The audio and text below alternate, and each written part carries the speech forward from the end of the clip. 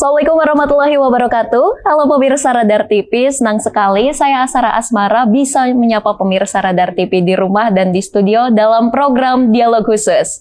Tentunya dialog khusus kali ini kita kedatangan narasumber yang luar biasa, yaitu ada PJ Bupati Ciamis, Bapak Engkus Sutisna.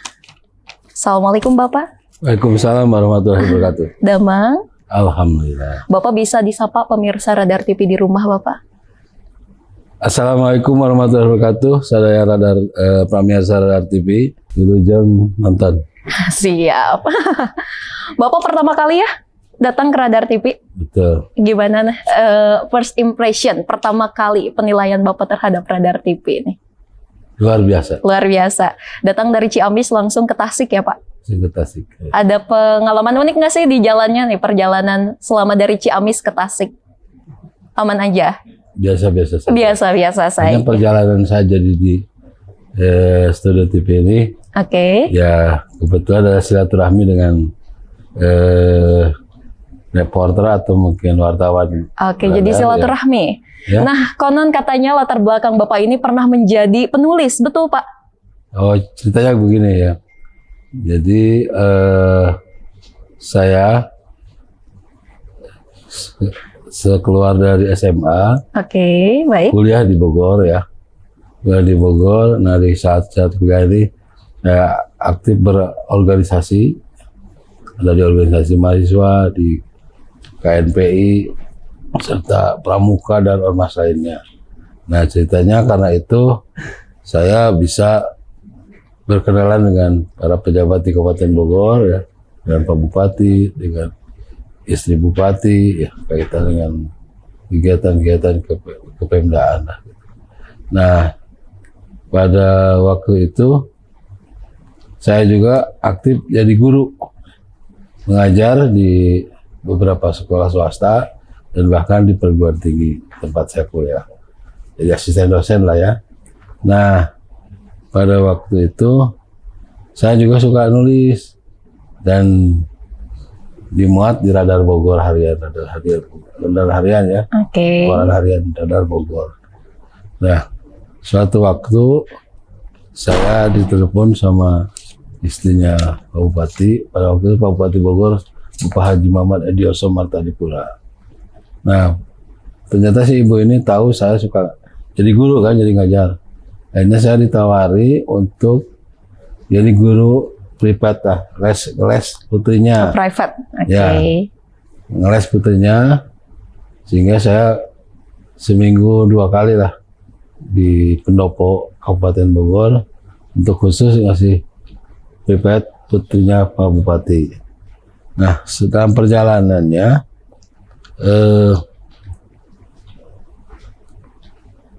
beliau, Ibu Bupati bilang, kok orang teknik sipil ya, karena saya sarjana teknik sipil, jadi guru gitu ya.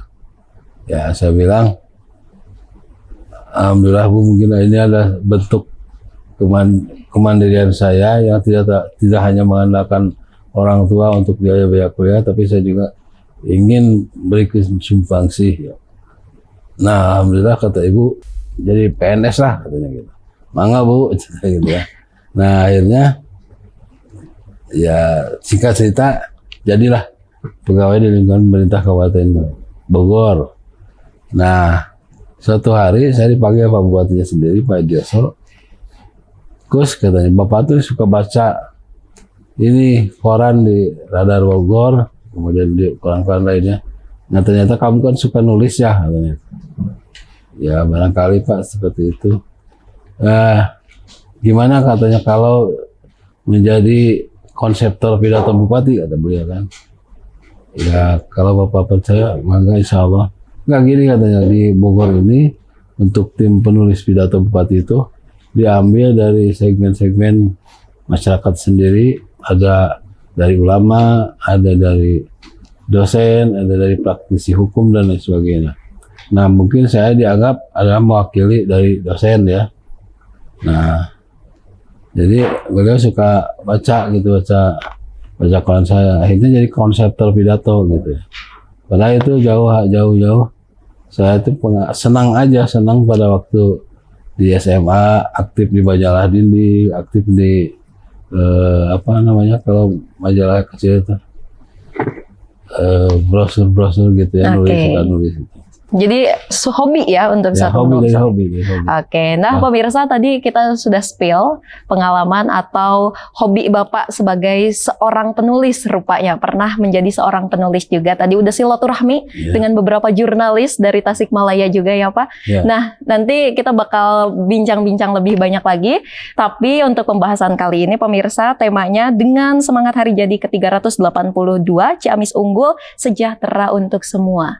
Nah, tadi udah sedikit tuh spill tentang Bapak sebagai seorang penulis. Kita bakal ngobrol dulu nih Pak. Tadi dari cerita Bapak melanglang buana ke Bogor.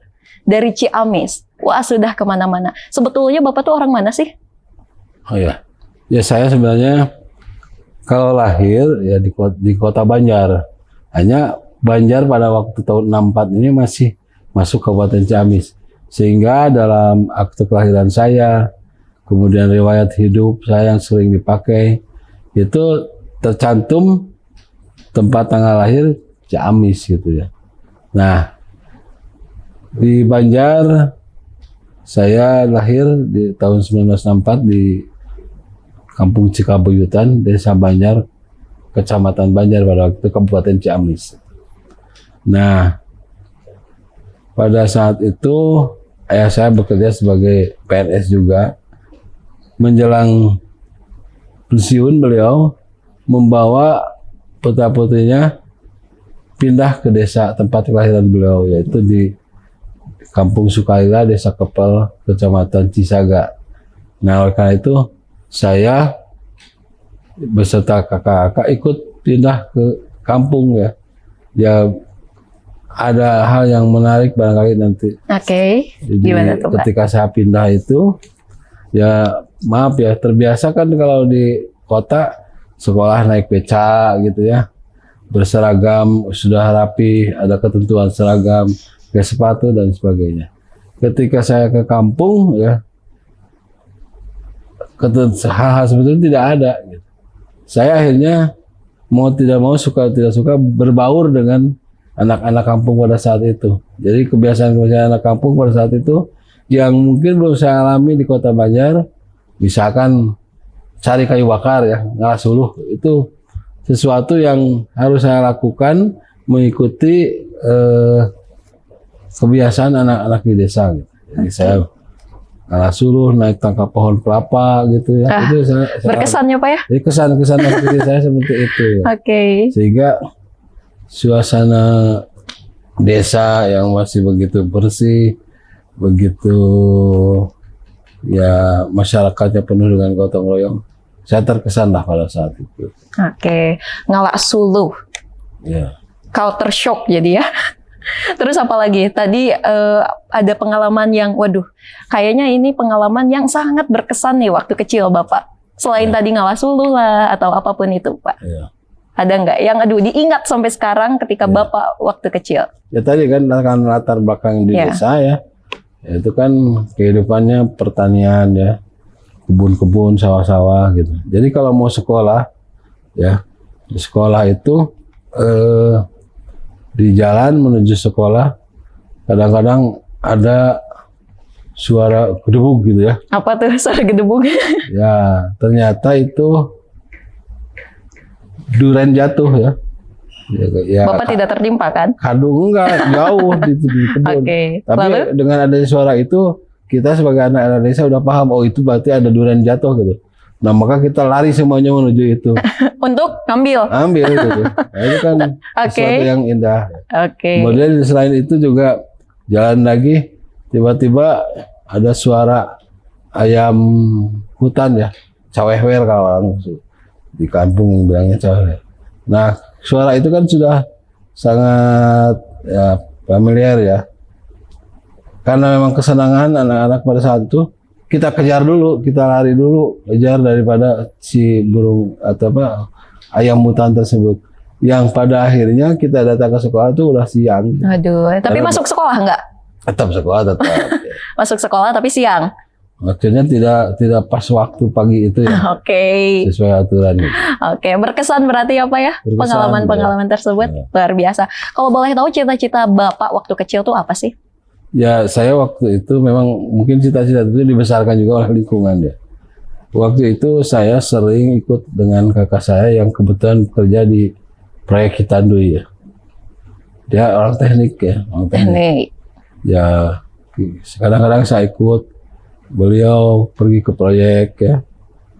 Nah dari situ saya muncul ingin jadi insinyur lah kalau waktu itu. Insinyur. Ya, maka oleh karena itulah saya selanjutnya melanjutkan sekolah di bidang teknik sipil ya.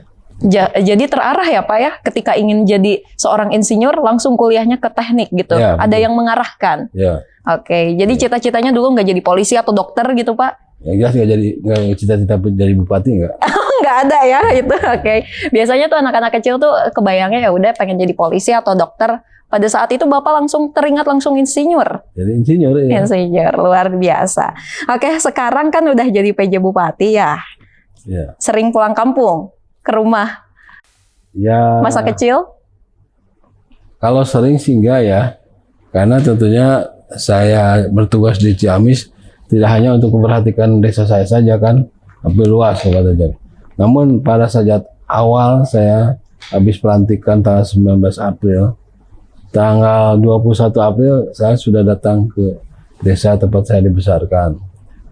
Saya ziarah ke makam orang tua sendiri gitu. Kemudian ya setelah itu juga melihat masyarakat, walaupun sudah lama saya kenal masyarakat di desa saya seperti itu. Banyak yang berubah Pak? Ya berubah jauh, ya dalam arti zaman saya kecil itu jalan belum diaspal, baru koral saja, belum ada listrik. Alhamdulillah sekarang udah ada listrik. Alhamdulillah ya. Jadi memang pembangunan jalan terus itu. Saya kira itu. Oke. Nah pemirsa, tadi perbincangan singkat sedikit lebih hangat. Nanti kita akan lanjutkan ke segmen selanjutnya. Nanti kita bakal ulik langsung bersama PJ Bupati Ciamis, tentunya dalam segmen berikutnya. Tetap di Dialog Khusus bersama saya Asara Asmara dan Bapak PJ Bupati Ciamis, yaitu Bapak Engku Sutisna, usai jeda berikut ini.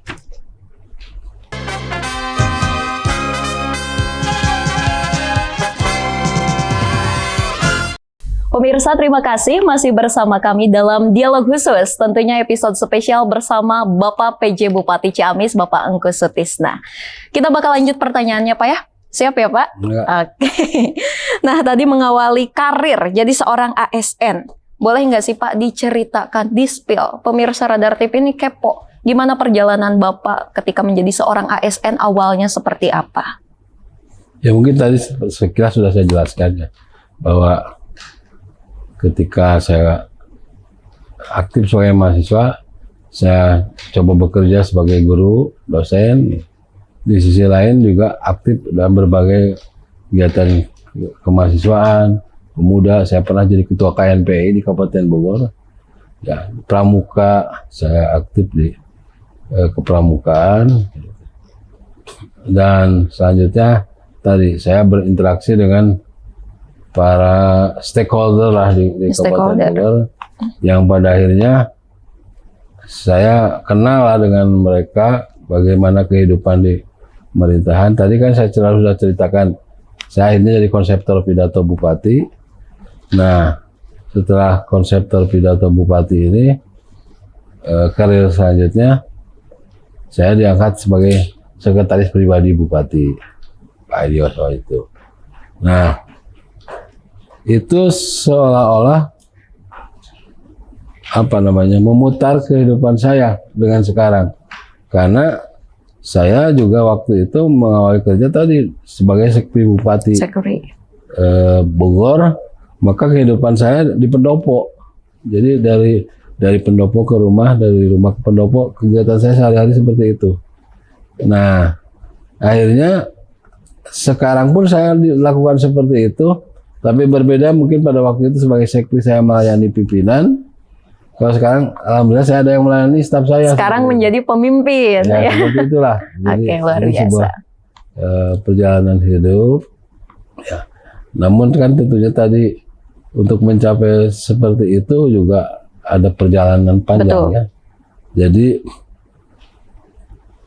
tahun 1994 saya diterima sebagai tenaga kontrak ya. Jadi tenaga kontrak dulu. Nah, kontrak itu bukan langsung PNS. Sampai 1998.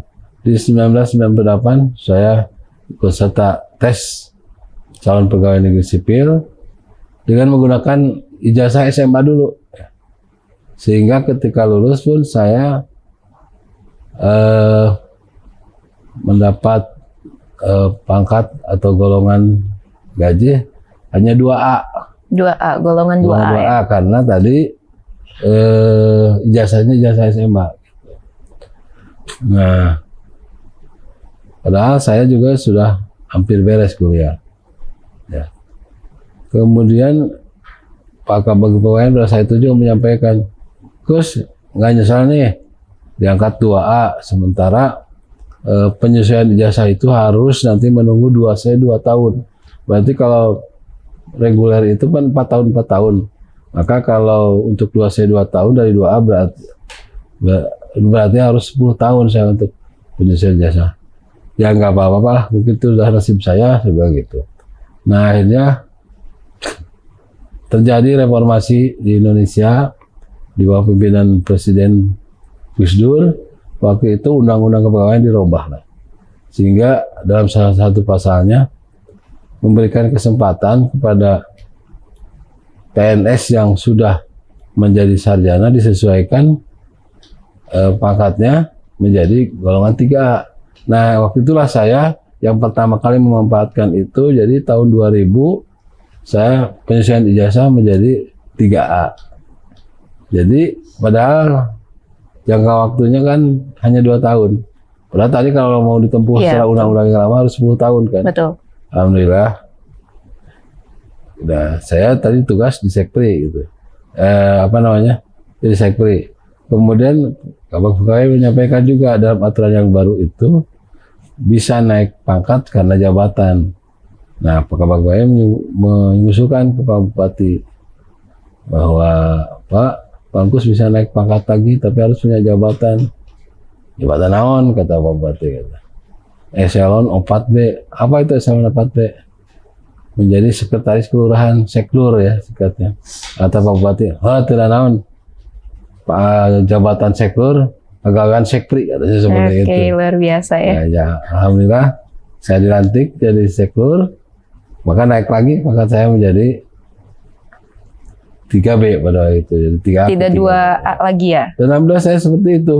Beberapa kali karena jabatan saya naik pangkat. Alhamdulillah sehingga hanya dalam 10 tahun dari tadi 98 2A pada saat 2008 berarti 10 tahun saya sudah 4A. Jadi ibaratnya tahun 2008 itu pangkat 4A, kemudian saya juga sudah punya jabatan eselon 3A yaitu sebagai Kabag Kepegawaian.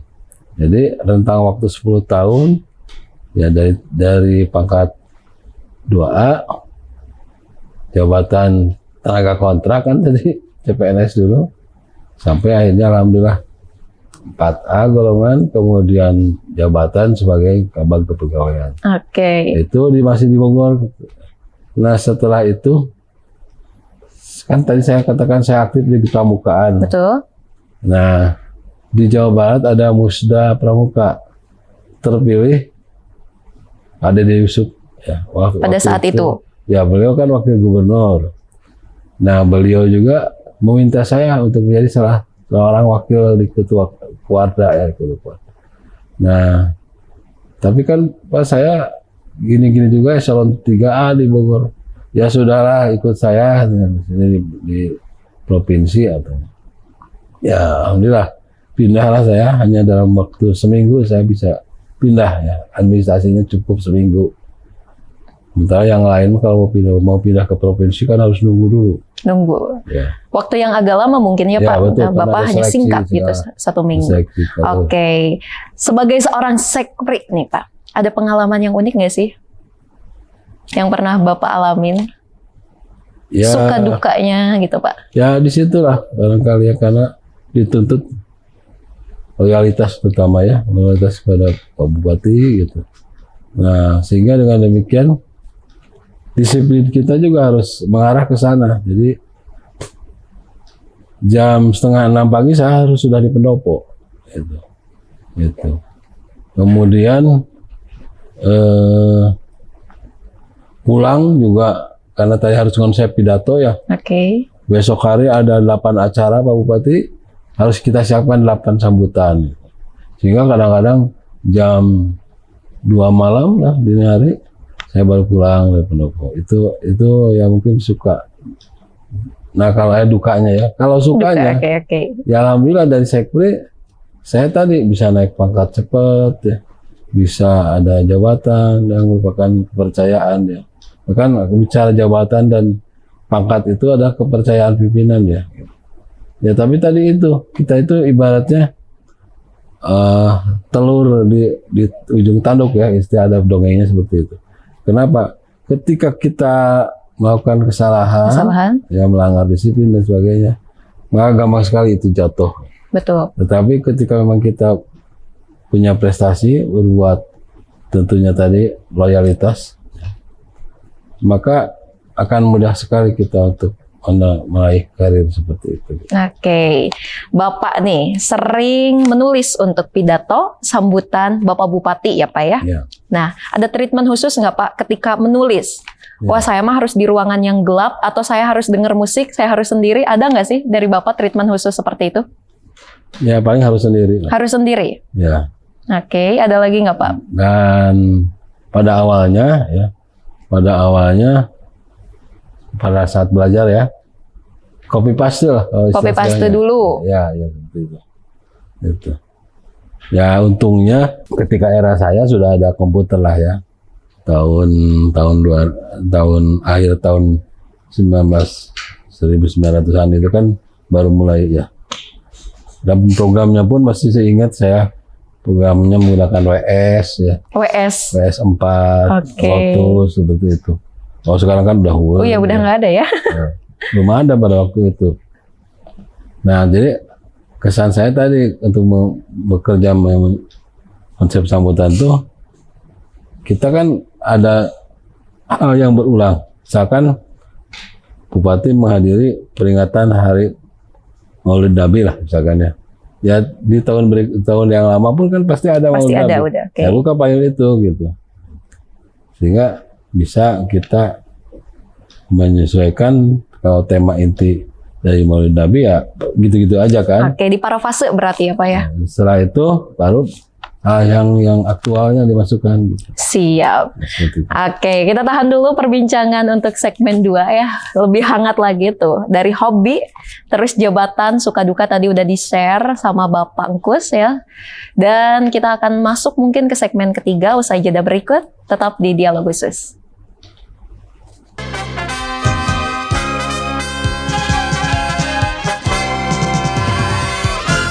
Pemirsa, terima kasih masih bersama kami dalam Dialog Khusus. Tentunya episode spesial kali ini dengan narasumber yang luar biasa, ada PJ Bupati Ciamis Bapak Engkus Sutisna.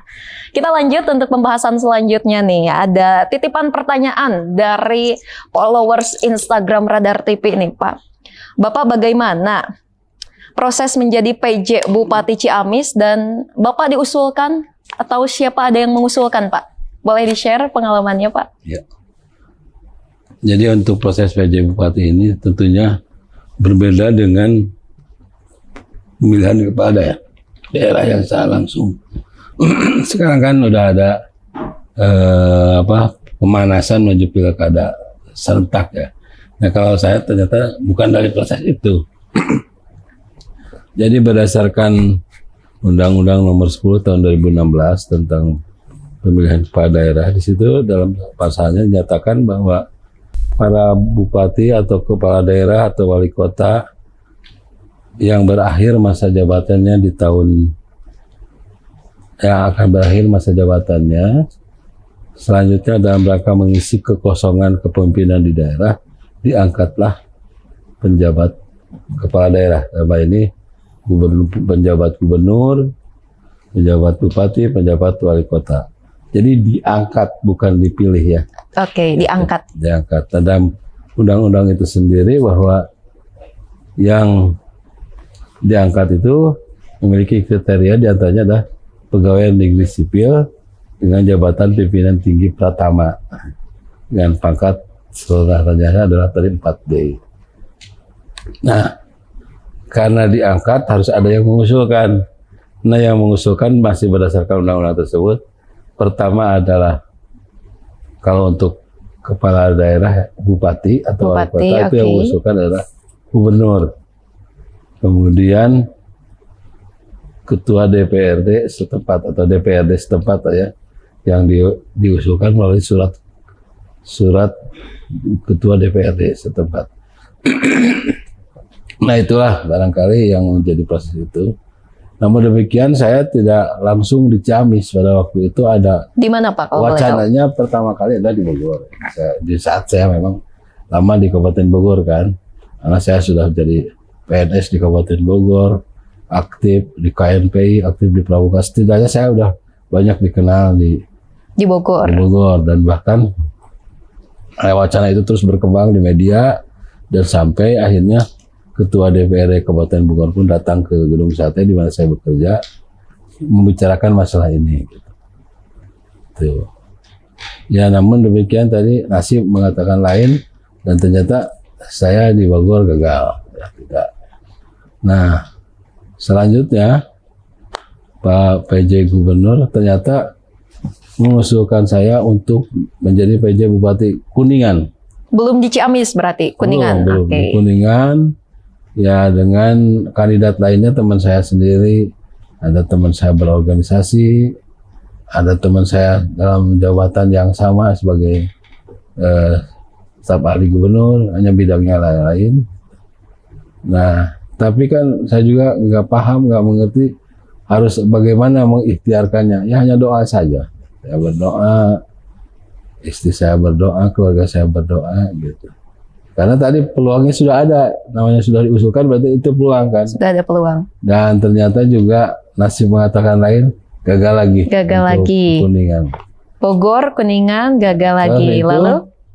KPJ mengusulkan kembali saya untuk di Kota Banjar. Belum ke Ciamis ya? Ciamis, ya Kota Banjar juga kan tadi. Walaupun saya dalam administratifnya Ciamis kelahiran, tapi kan sebenarnya di Kota Banjar kan gitu.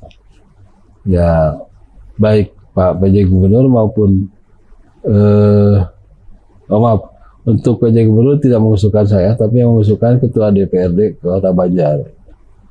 Dan nasib juga mengatakan lain, ternyata gagal.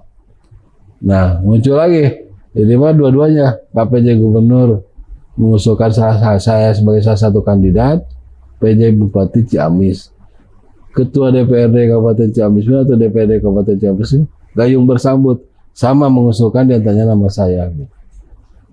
Ya, mungkin juga lebih jauh barangkali ini ya anggapan saya aja. Mungkin mereka yang berwenang, mereka yang menentukan hal itu juga melihat latar belakang tempat kelahiran saya Ciamis, barangkali itu jadi karena ternyata tidak sedikit yang menjadi perdebatan gaduh ya pengangkatan PJ Bupati gara-gara masalah putra daerah atau bukan putra daerah. Nah, itulah sehingga pada akhirnya saya mendapat telepon dari pejabat Kemendagri menginformasikan hal itu. Ya, alhamdulillah sampai akhirnya ada pelantikan kan pada tanggal 19 April. Saya dilantik di Gedung Sate bersama-sama pejabat Wali Kota Bogor, pejabat Bupati Sumedang, dan saya sendiri di Ciamis. Alhamdulillah ya, diangkat menjadi PJ Bupati Ciamis. Ya. Lalu Pak, untuk ini program prioritas Bapak sebagai PJ Bupati Ciamis apa saja sih Pak, kalau boleh tahu? Ya, kalau prioritas sesuai dengan surat keputusan Mendagri tentang pengangkatan saya sebagai pejabat bupati, ya pertama adalah tentunya melanjutkan kepemimpinan dari bupati sebelumnya. Dan oleh karena itu maka saya tidak boleh merubah kebijakan yang sudah disepakati oleh pejabat sebelumnya. Kemudian kedua juga saya tidak diperbolehkan untuk memutasi pegawai jabatan, dan juga mencabut perizinan-perizinan yang sudah dikeluarkan oleh bupati yang sebelum saya. Walaupun ada catatan bisa semua itu dilakukan dengan seizin Kementerian Menteri Dalam Negeri. Nah, hal lain masih dalam surat keputusan Mendagri itu sendiri, saya harus melaksanakan program-program nasional yang menjadi prioritas pada saat ini. Yang pertama adalah kaitan pengendalian inflasi, kemudian kedua adalah penurunan angka stunting. Ya. Penurunan pengangguran, dan tentunya adalah menjaga penurunan kemiskinan, angka kemiskinan masyarakat Kabupaten Ciamis. Nah, oleh karena itu saya fokus ke situ. Namun di sisi lain, setelah saya bertugas, saya mempelajari tentang ya urusan-urusan di pemerintahan Kabupaten Ciamis sendiri. Ya, kita Kabupaten Ciamis mengakui bahwa pendapatan asli daerah sendiri masih kurang, sehingga kalau melihat struktur anggaran APBD, kita masih banyak dana transfer dibanding PADS itu sendiri. Oleh karena itulah maka saya pun ingin berusaha selama saya mendapat kesempatan di Bupati ini, bagaimana caranya meningkatkan PADS Kabupaten Ciamis. Oke, luar biasa. Nah, tadi untuk program prioritas ada pengurangan pengangguran, penurunan angka stunting. Banyak sekali program prioritas Bapak yang tadi diusulkan juga. Lalu yang sudah terrealisasi ini Pak, progresnya sudah terlihat belum sama Bapak? Ya, tadi kaitan dengan inflasi itu kan intinya adalah menjaga jangan sampai naik terus harga kebutuhan barang dan jasa ya. Nah, sebenarnya dari semua yang saya katakan tadi itu saling mengkait ya, saling mengkait. Nah, inflasi itu di kita kecenderungan adalah karena masalah naiknya harga kebutuhan bahan pokok, dalam hal ini beras dan kebutuhan bahan pokok lainnya. Nah, oleh karena itulah maka saya di awal menjabat di Ciamis ini langsung saya turun ke desa ya, melihat potensi apa yang bisa dikembangkan. Nah, ternyata kan di Kabupaten Ciamis ini sangat potensi untuk masalah pertanian dan peternakan ya. Nah, oleh karena itulah saya bersama teman-teman di Pemda pertama membentuk tim ya, tim inflasi, pengendalian inflasi. Dari situ bergerak sesuai sektornya masing-masing. Yang pertanian di bidang pertanian. Gitu. Hanya intinya kan tadi dalam rangka menurunkan angka kemiskinan saling terkait ya, saling terkait. Pertama adalah bagaimana kita menumbuhkan sektor usaha di Kabupaten Ciamis ini ya. Ya katakanlah saya promosikan masalah potensi pertanian, maka datanglah mungkin investor di bidang pertanian. Kemudian untuk melakukan usaha di bidang pertanian tersebut, maka memerlukan tenaga kerja. Maka diambillah tenaga kerja dari tempat tersebut, lokal tersebut. Ya katakanlah kalau pertanian di desa, maka orang-orang desa bekerjalah dalam bidang pertanian tersebut. Nah, dengan adanya bekerja berarti angka pengangguran kan berkurang. Kemudian dia mendapat penghasilan, gitu, mendapat penghasilan. Karena mendapat penghasilan berarti daya beli masyarakat meningkat. Karena daya beli masyarakat meningkat, maka insya Allah angka kemiskinan pun akan menurun. Ya ujung-ujungnya kesejahteraan masyarakat. Oke, luar biasa ya. Tuh pemirsa, tadi kita sudah mendengarkan secara langsung juga progres ya.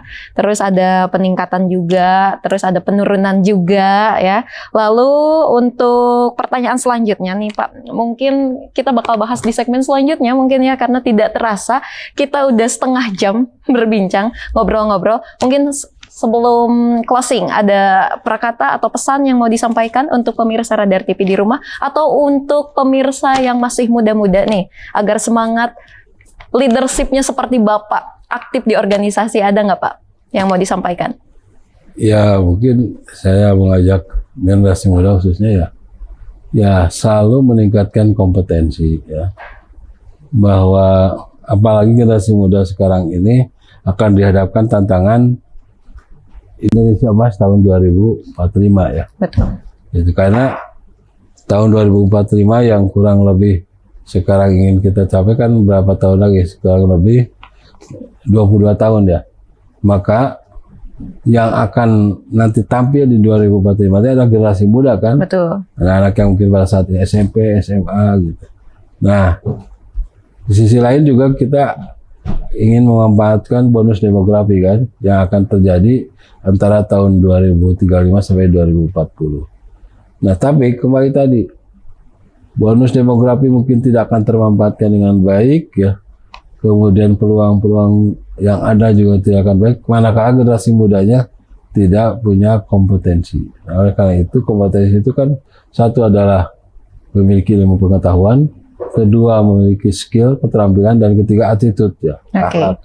Maka ya bagi kaum muda sekarang ini saya ingin pacu mereka untuk tetap itu yang tiga tadi. Ilmu pengetahuan raih setinggi-tingginya, berarti dia harus sekolah, belajar di sekolah menengah atas, di perguruan tinggi gitu, sehingga mereka perolehlah ilmunya. Dan jangan lupa tadi adalah attitude ya. Manner ya Pak ya. Akhlak ya. Siap. Ya kalau orang Islam akhlak gitu. Integritas dia, kejujuran dia, karena barangkali di Indonesia ini yang pintar banyak ya, tapi kenapa ada yang mungkin saat ini karena kecelakaan hukum ya menjalani sebagai narapidana dan sebagainya. Nah, itu karena masalah akhlak. Akhlaknya. Jadi Oke. akhlak ini penting. Siap, luar biasa. Tuh untuk generasi muda jangan lupa nih untuk haus akan ilmu ya. Tetap belajar, berjuang seperti Bapak Engkus tuh, yang mana tadi organisasinya ini wah dicoba semua ya, dan melanglang buana juga untuk sistem leadershipnya juga tadi kita telah mendengarkan langsung dari Bapak Engkus. Nah pemirsa, mungkin saatnya kita closing, tidak terasa mungkin di dialog khusus selanjutnya Pak kita bakal ngobrol lagi, berbincang lagi, atau mungkin di program selanjutnya, mungkin di program dari yang lain kita bakal berbincang lagi. Siap, kita tunggu nanti Bapak kedatangannya ke Radar TV lagi. Tentunya saya Asara Asmara pamit undur diri dan undur suara. Wassalamualaikum warahmatullahi wabarakatuh dan sampai jumpa.